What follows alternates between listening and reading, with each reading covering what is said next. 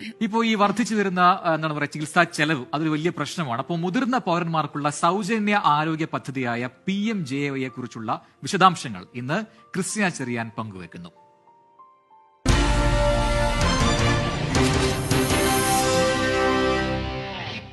നമ്മുടെയൊക്കെ വീടുകളിൽ പ്രായമായ മുത്തശ്ശനും മുത്തശ്ശിയും ഒക്കെ കാണുമല്ലേ? അല്ലെങ്കിൽ അയൽപ്പക്കത്തെങ്കിലും. ഉപജീവനത്തിനായി സ്വന്തം വരുമാനമില്ലാത്തവരാകും അവരിലേറെയും. നല്ല പ്രായത്തിൽ അത്യധ്വാനം ചെയ്ത അവരിൽ പലർക്കും പ്രായമാകുമ്പോൾ ഒരസുഖം വന്നാൽ ചികിത്സിക്കാൻ പണമുണ്ടാകില്ല. അങ്ങനെയുള്ളവർക്ക് ആയുഷ്മാൻ ഭാരത് പ്രധാനമന്ത്രി ജൻ ആരോഗ്യ യോജന അഥവാ PMJAYയുടെ ഭാഗമായുള്ള വയവന്ദന കാർഡ് ഉപയോഗിക്കാം. എന്താണ് പദ്ധതി? ആയുഷ്മാൻ വയവന്ദന കാർഡുള്ള 70 വയസ്സിന് മുകളിലുള്ള ഏത് ഇന്ത്യൻ പൗരനും പ്രതിവർഷം 5 ലക്ഷം രൂപ വരെ സൗജന്യ ചികിത്സ ലഭ്യമാക്കുന്നതാണ് പദ്ധതി. കാശില്ലാ കാലത്ത് കീശ കീറാതെ മികച്ച ചികിത്സ മുതിർന്നവർക്ക് ലഭ്യമാക്കുക എന്ന ലക്ഷ്യത്തോടെയുള്ള ഈ പദ്ധതി കഴിഞ്ഞ മാസം 29 മുതലാണ് പ്രാബല്യത്തിലായത്. എന്താണ് ഈ പദ്ധതിയുടെ ഗുണഫലം ലഭിക്കാനുള്ള മാനദണ്ഡം? വളരെ സിമ്പിളാണ്. 70 വയസ്സോ അതിനു മുകളിലോ ഉള്ള ഇന്ത്യൻ പൗരനായിരിക്കണമെന്ന് മാത്രം. ഏത് വരുമാന പരിധിയിലുള്ളവർക്കും അപേക്ഷിക്കാം. പദ്ധതിയിൽ രജിസ്റ്റർ ചെയ്യാൻ എന്തൊക്കെ രേഖകൾ വേണം? 1. ആധാർ കാർഡ്. 2. ഒരു മൊബൈൽ നമ്പർ. പിന്നെ വളരെ കുറച്ച് KYC രേഖകൾ. എങ്ങനെ രജിസ്റ്റർ ചെയ്യാം?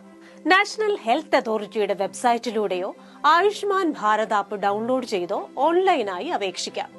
ഓതന്റിഫിക്കേഷന് ശേഷം ആവശ്യമുള്ള വിവരങ്ങൾ നൽകി അപേക്ഷ പൂർത്തിയാക്കാം. ഓഫ്ലൈൻ രജിസ്ട്രേഷനായി അടുത്തുള്ള ഹെൽത്ത് ആൻഡ് വെൽനസ് സെന്ററിലോ കോമൺ സർവീസ് സെന്ററിലോ പോകാം.